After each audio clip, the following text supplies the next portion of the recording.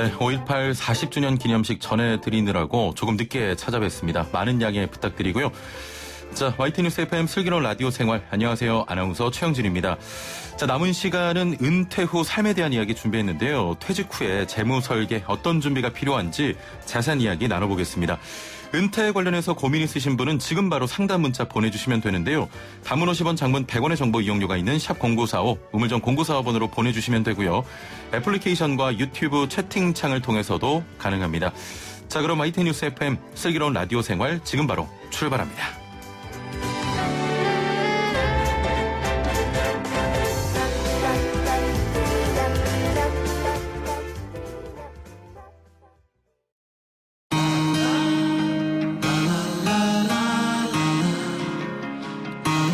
생활이 묻고 정보가 답한다. YTN 뉴스 FM 슬기로운 라디오 생활. 네, 매일 각 분야 전문가들과 함께 생활 속 다양한 궁금증 해결해 보겠습니다. 자, 퇴직 후에 한 달 생활비가 얼마나 들까요? 한 설문조사에 따르면 퇴직 후 희망하는 한 달 생활비는 400만 원 정도라고 합니다. 하지만 적은 월급에 미래에 쓸 월 400만 원까지 마련하기란 쉽지 않은데요. 어떻게 준비를 해야 할까요? 퇴직 후 재무 설계 어떤 준비가 필요한지 자세한 이야기 나눠보겠습니다. 자, 말씀드렸던 대로 은퇴 후 생활과 관련된 궁금증 뭐든지 질문 보내주시면요. 저희가 이번 시간 상담 도와드리도록 하겠습니다. 자, 오늘 함께 말씀을 나눌 전문가 모셔보죠. 미래셋 은퇴연구소 김동엽 상무와 함께합니다. 안녕하세요. 네, 안녕하십니까? 예, 오래 기다리셨습니다. 죄송합니다. 아닙니다. 네, 괜찮습니다. 예, 그 은퇴 설계할 때도 막연한 준비보다는 구체적인 계획을 세우는 게 중요한 것 같습니다. 재무 설계 부분에 있어서는 체계적인 준비가 좀 필요할 것 같은데요. 그러려면 아무래도 가장 먼저 내가 얼마나 필요할지, 현재 얼마나 준비되어 있는지 그런 알아보는 과정도 필요할 것 같습니다. 어떻습니까?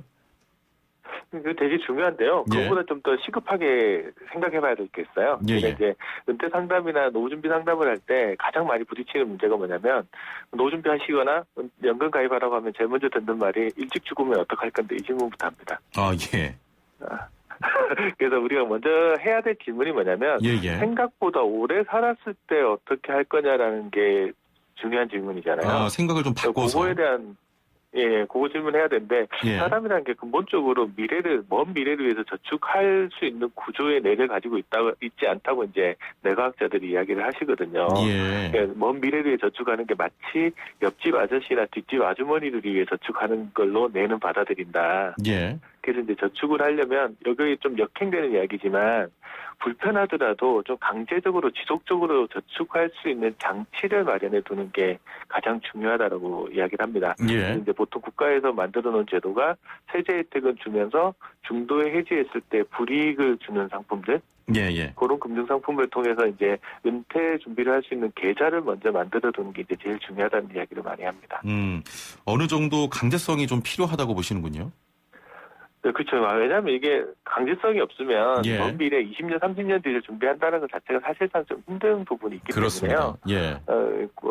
또 지나고 보면 강제성 있는 계좌만 또 남아있게 돼 있어요. 예, 예. 그래서 그런 것들 잘 활용하시는 게 되게 중요하실 것 같습니다. 예.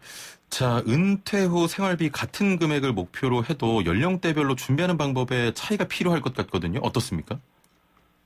그래서 나이대별로 이제 좀 준비하는 방법이 좀 차이가 나는데, 예. 20대, 30대 같은 경우는 은퇴까지 아직 많이 시간이 남아있잖아요. 이런 예. 분들한테 가가지고 노후 준비하십시다 하면 이제 소위 말해서 CR도 잘 안 먹힌다는 이야기를 많이 합니다. 예.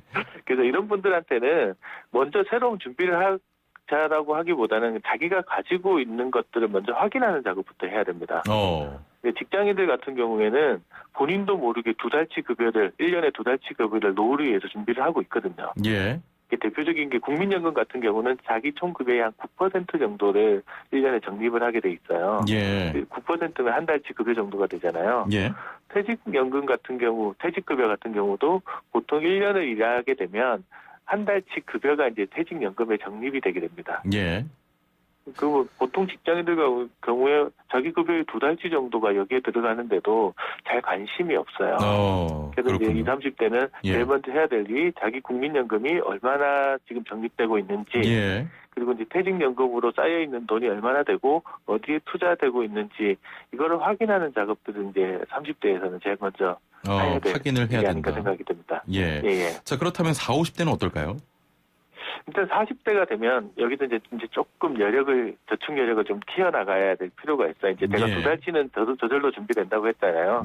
여기서 한 달치 정도를 더해서 한 3달치 정도 자금을 이제 적립을 해보자는 계획을 한번 세워보실 수가 있는데 이때 활용할 수 있는 게 이제 연금저축이나 IRP와 같은 세액 공제를 받을 수 있는 계좌입니다. 이 두 계좌를 활용하면 연간 이제 최대 700만 원까지 세액 공제를 받으실 수 있거든요. 그렇군요. 700만 원이면 뭐 이걸 다 채울 수는 없다고 하더라도 한 달치 급여에 해당되는 부분들을 여기다 집어넣으면 내 노후를 위해서 국민연금에서 한 달치, 퇴직연금에서 한 달치, 그다음에 이제 연금계좌 등을 활용해서 한 달치 정도를 준비해 나가는 거. 그래서 노후 자금 주머니를 확장해 나가는 시기가 이제 40대라고 보시면은 될 것 같아요. 50대 이후에도 준비할 수 있는 것들이 좀 궁금하거든요. 많은 분들이 또 귀를 기울이실 텐데.